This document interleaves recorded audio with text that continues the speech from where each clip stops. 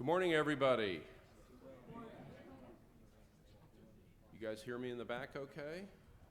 Terrific. Welcome, welcome. 21st Annual Research Seminar. First time that we've done it in outside of Fordham University, as a matter of fact. How many of you have been to one of the research seminars in Fordham? Terrific. So we have some repeats and obviously some new people too. Very, very good. One of the things that's going to be really exciting about this event is we're trying some different things, and we'll talk about them in the next 15 minutes, some of the ideas that we're trying to create more interest and awareness and curiosity about the Deming message. And the idea is, in these events, in these short periods of time that we have, 2 days in this case, is in creating that interest and curiosity and awareness is to hopefully have you come away saying, I want to learn more. There's more for me. This is just a start. I'm just kind of getting a feel for what's going on and the excitement around it. And I think a lot of what you're going to hear from the speakers will help create and generate that excitement and see what they're doing in an incredibly wide array of businesses and ideas and practices that they've put into place using this Deming philosophy. So, to get started, one of the things that people are always asking me about, I was just in Columbus, Ohio for an ASQ Deming Institute event, and I was on a panel with a number of people who are here today. And one of the questions that always comes up is, what are some of your aha moments? You know, as you're growing up, being Dr. Deming's grandson, what was it like growing up with him, and what were some of the aha moments? And it's funny, I was thinking back to it, and I thought I would just give you 3 brief ones as we kick off aha moments. And the first aha moment was when I was a very young man, and my grandfather was starting to explain to me about systems, and it just wasn't resonating with me. And my mother, who's here, Dr. Deming's daughter, who's in the back here, happened to snap a picture of it. One of my first aha moments, and I thought you might enjoy it.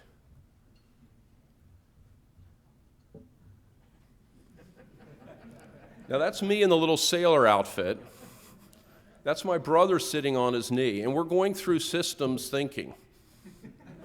The problem is we're looking at a pond, and Shirley, you may remember that pond. We're looking at a pond right there, and all I care about is the daggone frogs that he's talking about that are part of the larger system. So, as you can imagine, it really didn't take very well at that early age. And in all jest, he wasn't really talking about systems. He was really showing us the frogs. But my wife happened to put that photo up on Throwback Thursday, and a lot of people were wondering who that chubby guy in the sailor outfit was. So, but one of the things that did hit me as an aha moment was in June of 1980, when I watched with my grandfather, If Japan Can, Why Can't We? And are Claire and Bob Mason here? I know they're registered, but I did not see them yet. They'll be here a little bit later today. And they were the producers of that If Japan Can, Why Can't We? And one of the things that really hit me about that was American industry was so challenged at that point and really struggling, and that was an aha moment for them, because they didn't really have anywhere to go. They didn't have any answers with the prevailing style of management. There was nowhere for them to look. So they were willing to take that risk and try something new. And as I've been spending a lot of time with Kelly Allen and Gordon McGilton in particular, one of the things that's really hit me is we can't just wait until we're in that really deep crisis as an organization, as a company. We have such an opportunity and such an obligation when the organizations are doing well to really look at it at that point, because we have the resources then. We have the ability then to make those changes. Why wait until we're about to turn out the lights to do something? And you're going to hear from people across a wide spectrum, some who were about to turn out the lights and others who did it when they didn't have to. They were already doing well. And that's one of the things that I learned from my grandfather. That was an aha moment, watching that happen and watching the titans of industry from Ford, General Motors, Xerox, come to my grandfather. And Doug Hall's father was one of the ones who was featured in that program when they were talking about National Corporation in Nashua, New Hampshire. That was one of the first companies to actually use my grandfather's ideas. And so you might get a chance to talk to Doug while you're here. It was a fascinating story, and he can relate some interesting elements about that experience. The next aha moment that I wanted to mention to you was one that took place when I was in my early 30s running an organization and thinking that I was using my grandfather's ideas as much as I could. Little did I know, I've learned a lot more since then, but I was doing my best trying to do that. And there was a young lady who worked for me, Jennifer, I'll call her, and Jennifer was really struggling. And for all of you that are in the typical corporation, you know what it's like if somebody starts to struggle. Well, now we've got to put them on probation. And then let's see if it's going to work out. And then the probation kind of becomes an extended probation. And you reach a point where you realize it's just a matter of time. The HR person is setting them up for what? To be let go. It's just a matter of time. And I was struggling because I thought, there's something I'm missing. There's something I'm not doing. And I really didn't want her to lose her job. So I called my grandfather, and it was in 1993. He was 93 years old at the time and did not have much time left. And I called him, and he answered the phone. And I said, "How are you doing?" And he said, "I'm desperate. I'm desperate." He knew he didn't have much time. He knew he was making a difference. And I thought, well, I'm just asking about some poor assistant in my office. I felt just terrible taking his time. But I went ahead and said that. And he said, no, I really want to hear. So I explained the situation. And as typical for those of you who know my grandfather, he didn't give me an answer. He pointed me in a direction. And he said something like 150. I thought, well, what does 150 mean? Page 150. Which book? He said, well, you can figure that out. I thought, well, I only have 2 of his books, so I should be able to get there pretty quickly. So I go to page 150, and if you look up on the screen, what he was talking about was ways of learning. And I'm reading it, and I thought, okay.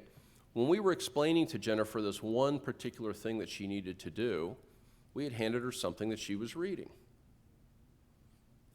Then we thought, okay, she couldn't get it, let's tell her how to do it. So we told her how to do it. Still wasn't working. So we said, now you're going to watch us do it. So she watched us do it. And that was when she went on probation. I hadn't thought about number 4, watching still or moving pictures. So what we did was we put together a basic flow diagram after reading that and put it in front of her and said, follow it, see what you can do. And it worked. She figured it out. I had no idea that I had missed something like that. And it just, when something like that happens, that aha moment, the possibility that she might have been let go really kind of hits you. And it had to do with me. It was my fault. It wasn't her. I had not understood that everybody learns differently and that this was her way of learning. And after that, we did more of that. We mapped out more of the process that we had in our office. And that was part of my learning experience, was if I could help some of the people around us by making them better and by providing that opportunity, what it did for me was increase my sphere of influence that I had, and it could impact. And as I moved up in the organization, continue to grow that sphere of influence that I can have an impact on. And part of what we're doing today is something very different along those lines, creating a different learning experience for all of you in this room. Every one of you learns differently. And so instead of having a research conference where we have the speakers come up and just one after another give a presentation, and then we move quickly to the next one and move quickly to the next one, we spend some time talking amongst ourselves, amongst the staff, asking different people. And so in this event, we're creating different learning opportunities for everybody that's in here. And one of the things that we wanted to do is, number one, have that incredibly diverse group of people that come from all over the world. And we have presenters from US, Canada, Australia, Singapore, China, Mexico, Norway, Poland, Spain, representing a different variety of industries, from healthcare, IT, government, manufacturing, education, small business, and so on. But we're going to take it differently. We're going to start off with some different ideas, such as a panel discussion that we're going to get to. And then the speakers had the opportunity to do an 18-minute TEDx style talk, or a 30-minute or a 50-minute. So each of them will be different. And then we're doing something that's going to be really unique too, is that we're going to do some learning discussions, being led by Jim Benson and Tony Ann, who are in the back of the room. If you guys could wave your hand, and you get to introduce them a little bit later. And we're going to try some learning discussions which are going to be really unique for you, that you'll have that opportunity to talk about what you've seen and experienced here over the next couple days.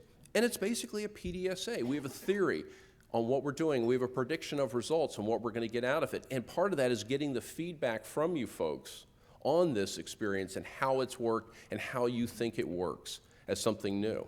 Because we're trying to continually improve ourselves, the process, to create a better opportunity environment for you as speakers.